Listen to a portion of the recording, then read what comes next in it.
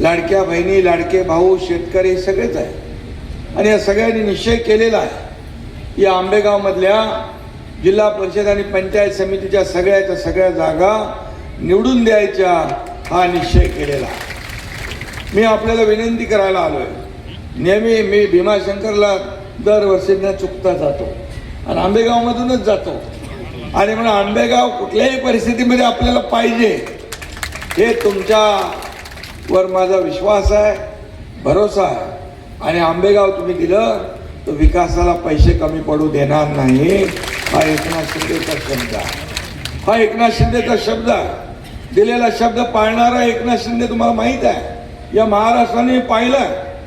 मी जेव्हा मुख्यमंत्री होतो त्यावेळेस मुख्यमंत्री माझी लाडकी बहीण योजना असेल, लेक लाडकी लखपती योजना असेल, एस टीमध्ये 50% सवलत असेल, मुलींचं उच्च शिक्षण मोफत असेल, माझ्या शेतकऱ्यांना दरवर्षी 6,000 रुपये शेतकरी सन्मान योजना असेल, पीक विमा योजना असेल, ज्येष्ठांना एस टीमध्ये मोफत प्रवास असेल, असे अनेक निर्णय आपण घेतले. अनेक निर्णय घेतले. शेतकऱ्यांना ज्या ज्या वेळेस अतिवृष्टी झाली, अवकाळी आला, त्यावेळेस शेतकऱ्यांच्या मागं उभं राहण्याचं काम केलं.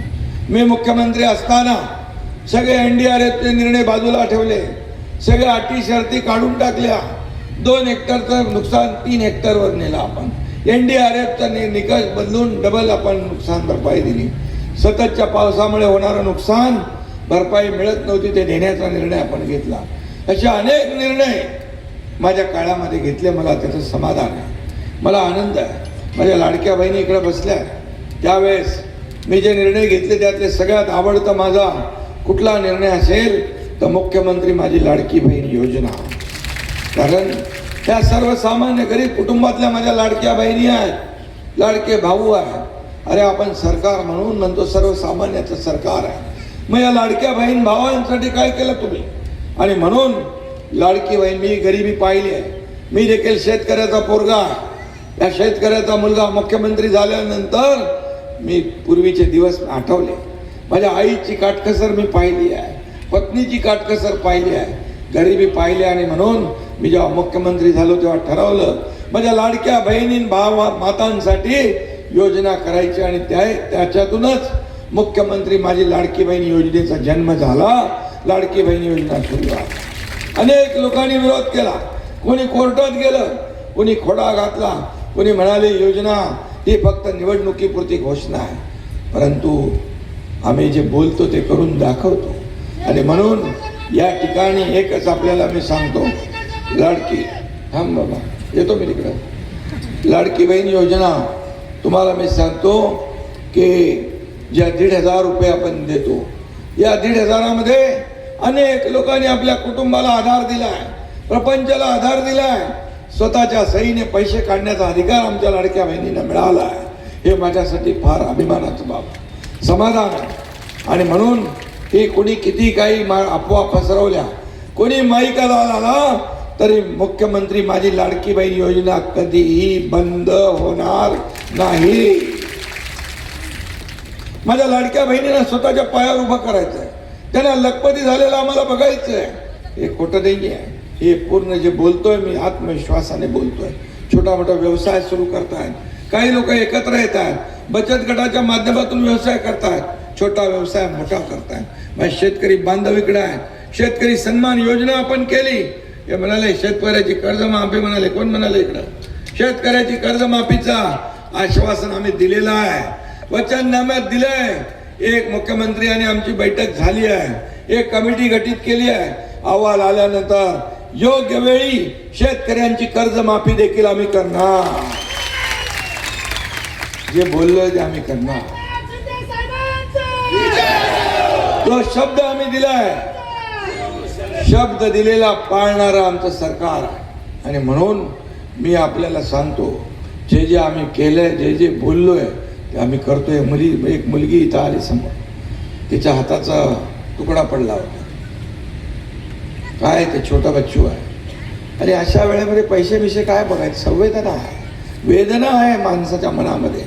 आणि कुठल्याही परिवारातली असली तरी सुद्धा या महाराष्ट्राला मी कुटुंब मानतो, महाराष्ट्राला माझा परिवार मानतो. आणि म्हणून ज्या ज्या वेळेस जिथं जिथं अशी आपत्ती येते तिथं धावून जाण्याचं काम मी करतो. या ठिकाणी जेव्हा बिबट्याचा हल्ला झाला, त्याचा उल्लेख इथे झाला पिंपरखेडला, तिथं मला राहवलं नाही, मी ताबडतोब आलो. कारण एक संवेदनशील एकनाथ शिंदे जागृत झाला. आणि म्हणून जे काही सरकार वगैरे मदत करत राहतच आहे, सरकार मदत करेल, सगळ्या गोष्टी होतील, पण त्याला तात्काळ मी शब्द दिला, तो शिवसेनेने शब्द पाळला. कारण दिलेला शब्द पाळणारा एकनाथ शिंदे. आणि म्हणून मी आपल्याला सांगतो, आपण अनेक योजना केल्या, लेक लाडकी लखपती योजना केली, एस टीमध्ये 50% सवलत योजना केली, अनेक योजना केल्या, मुलींचं उच्च शिक्षण मोफत केलं. एक दुर्दैवी घटना घडली, मी मुख्यमंत्री असताना एका मुलीने आत्महत्या केली. 12:30 वाजता टीव्हीवर बातमी झळकली, मी वाचली, पाहिली. का केली आत्महत्या? 50% फी सरकार भरत होतो, 50% फी तिच्या वडिलांनी भरायची होती, पण तिला वाटलं वडील भरू शकत नाही, वडील आत्महत्या करतील म्हणून तिने स्वतः आत्महत्या करली. एक अतिशय दुःखद घटना घडली. मी म्हणाले, सरकार कुणासाठी आहे? सरकार सर्वसामान्यांचं आहे.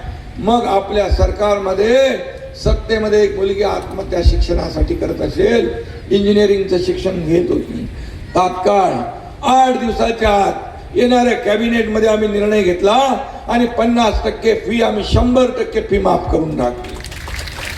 हे सरकारचं काम आहे. सर्वसामान्यांचं सरकार हे लोकांसाठी असतं. मला काय मिळालं यापेक्षा लोकांना काय मिळालं हे पाहणारे आम्ही आहोत. किती प्रॉपर्टी, किती संपत्ती कमावली, पैसे कमावले किती, यापेक्षा माणसं किती कमावली आणि माणसांचं प्रेम किती कमावले हे पाहणारे आम्ही लोक आहोत. सत्ता खुर्ची अजेंडा आमचा नाही, आमचा अजेंडा विकासाचा आहे. आमचा अजेंडा सर्वसामान्य माणसाला केंद्रबिंदू मानणार आहे. आणि म्हणून या तिजोरीवर राज्याच्या सगळ्यात पहिला अधिकार कोणाचा असेल तर माझ्या शेतकऱ्यांचा आहे. आणि शेतकऱ्याला कधी वाऱ्यावर आम्ही सोडणार नाही. ही निवडणूक जी आहे, ही निवडणूक ग्रामीण भागातली आहे, गावागावामधल्या विकासाची निवडणूक आहे. तुम्ही विधानसभेत देखील आम्हाला भरघोस मतदान केलं, 232 आमदार निवडून आणले. या महाराष्ट्राच्या इतिहासामध्ये कधी 232 आमदार निवडून आले नव्हते, ते तुम्ही निवडून दिले. तुमचं मनापासून मी अभिनंदन करतो, मनापासून आपले आभार मानतो. आणि म्हणून त्याची पुनरावृत्ती या जिल्हा परिषद पंचायत समितीच्या निवडणुकांमध्ये आपल्याला करायची आहे. आणि त्यासाठी मी तुम्हाला विनंती करायला आलो आहे. त्यासाठी मी आपल्याला या ठिकाणी आपले जे उमेदवार आहेत त्यांना मतदान करा म्हणून सांगण्यासाठी आलो. या भागामध्ये अनेक कामं केलेली आहेत. मी मुख्यमंत्री असताना या भागामध्ये अनेक कामांसाठी पैसे दिले आहेत. व आता आंबेगाव तालुक्यात खऱ्या अर्थाने एक निसर्गाची कृपा आहे, ऐतिहासिक वारसा आहे, पर्यटनाला चालना देण्याचा वाव आहे. या ठिकाणी रोजगार मिळाला पाहिजे, या भागामध्ये उद्योग आला पाहिजे. शरद आपण तिकडे करतो ना, कुठं शरद सोनावणे, आपल्या या ठिकाणी पर्यटनाच्या माध्यमातून चालना, उद्योगासाठी काय करायचं? द्या ना जागा तुम्ही. मी उदय सामंत सांगतो मंत्र्यांना, ताबडतोब या ठिकाणी MIDC आणा, माझ्या तरुणांना रोजगार देण्याचं काम करा. हदगाव पठार तुम्ही जागा द्या, तुम्हाला MIDC देण्याचं काम हा एकनाथ शिंदे केल्याशिवाय. मी बोलतो ते करतो. आणि आताच दावोसमध्ये मुख्यमंत्री आणि उदय सामंत उद्योग मंत्री 30 लाख कोटीचे करार केले. तिथले उद्योग आपण इकडे आणू, जागा आपण द्या. इथल्या तरुणाला इथंच काम मिळालं पाहिजे, पर्यटनाला चालना मिळाली पाहिजे. इथे मोठ्या प्रमाणावर आज पर्यटनाला चालना देण्याला वाव आहे. आणि म्हणून भोरगिरी ते भीमाशंकर अभयारण्य ते ट्रेक हे पर्यटकांचं आकर्षण केंद्र, त्याचा विकास झाला पाहिजे, त्याचा देखील आपण प्रयत्न करू. आणि त्याचबरोबर पुणे नाशिक हायस्पीड रेल्वेचा प्रकल्प आपल्याला करायचा आहे. हा प्रकल्प देखील गेम चेंजर ठरेल. आणि म्हणून पुण्यामध्ये रिंग रोड होतोय, त्याचा देखील फायदा आपल्याला मिळेल. आणि यासाठी देखील बिलकुल त्याची प्रयत्न केला जाईल. या भागामध्ये तरुणांचं जे काही रोजगाराचा विषय आहे, हा रोजगाराचा विषय आपल्याला निकाली काढायचा असेल तर इथं उद्योग आले पाहिजे, छोटे मोठे व्यवसाय आले पाहिजे, पर्यटनाला चालना मिळाली पाहिजे. ते देण्याचं काम आपण करू. उद्योग खात्याच्या माध्यमातून मगाशीच मी उद्योग मंत्र्यांशी फोनवर बोललो. त्यांनी म्हणाले जिथं जिथं आपल्याला जागा मिळेल त्या त्या ठिकाणी उद्योग आपण आणू, MIDC आपण स्थापन करू, लोकांच्या हाताला काम देऊ. हे फक्त मी बोलत नाही आहे, पत्रकार मित्रांना माझं सांगणं आहे. मी जे बोलतोय ते टिप्पण करून ठेवा. पुन्हा जेव्हा मी येईन तेव्हा आपण मला विचारा. आणि म्हणून जे जे आम्ही बोलतोय ते केलेलं आहे, करतो आहे. आणि म्हणूनच आज पुणे या भागामध्ये पुढच्या 5 वर्षामध्ये जे आता जिल्हा परिषद पंचायत समितीच्या निवडणुका झाल्यानंतर या भागामध्ये 5 वर्षात या ठिकाणी बदल झाला पाहिजे.